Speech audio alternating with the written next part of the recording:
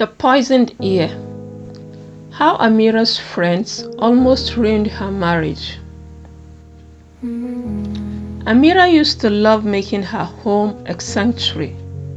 She enjoyed cooking Fahad's favorite meals and making sure the house was peaceful when he returned from work. But then, Amira started spending time with a new group of friends. These sisters were very vocal about modern rights. They sat in expensive cafes, sipping lattes, dissecting their marriages. They told Amira, "Why are you cooking every day? You are not a servant. He has hands. Let him figure it out. If you serve him, you are teaching him to oppress you." Slowly, poison dripped into Amira's ear. She started to see her acts of love as burdens. She started to see Fahad normal expectations as demand. She felt empowered by neglecting her home, thinking she was standing up for herself. The change in the house was drastic. Fahad would come home tired to a cold kitchen, piles of laundry, and a wife who was busy on her phone with her support group. When he gently asked about dinner, Amira snapped, "I am not your maid, Fahad. Order something." Fahad felt deeply confused and neglected in his own home. He tried to talk to her, but Amira just repeated the phrases her friends taught her. "You are trying to control me." The warmth vanished. The barakah left the house.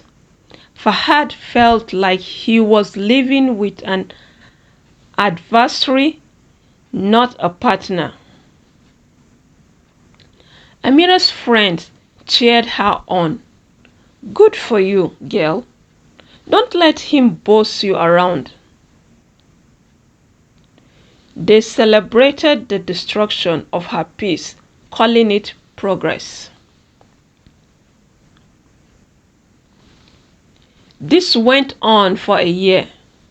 Fahad, a man who wanted a peaceful Islamic home, realized his wife was no longer interested in building that with him.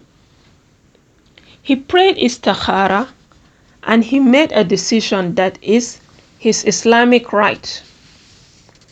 True, it shocked Amira to her core.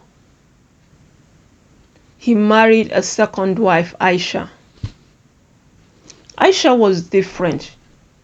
She understood that taking care of a home and husband for the sake of Allah is an act of worship, not oppression. When Aisha entered their lives, the contrast was blending. Aisha brought peace, food, and warmth back into Fahad's life. Amira was devastated. Furious, she ran to her friends for support, expecting them to rally around her. But when the real crisis hit, those friends were suddenly busy. Their advice turned vague. "Oh, men are trash. Just leave him." They offered no real comfort, no Islamic wisdom. They helped her burn her house down, and now they didn't want to deal with the ashes. Amira sat alone in her cold living room. She realized with horrifying clarity her friends did not have to live with the consequences of their advice. She did. She had traded the peace of her marriage for the cheap applause of people who did not truly care about her akhirah. It was a painful wake-up call. Amira had to rebuild herself from scratch, relearning that true empowerment in Islam is pleasing Allah, not imitating people who are lost. Dear sisters, guard your ears. Firstly, the shaitan often whispers through the mouths of concerned friends. If someone's advice makes you resent your husband, makes you hate your duties, and drives barakah from your home, run from them. Seek counsel only from those who fear Allah and want marriage to succeed in the long term, not just those who validate your momentary anger. Your marriage is a fortress. Don't let Trojan horses inside. Have you ever received toxic advice that hurts your relationship? How do you filter who you listen to? Share your experience below. Like and subscribe. Share your experience below.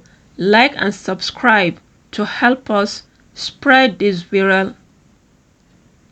Share your experience below.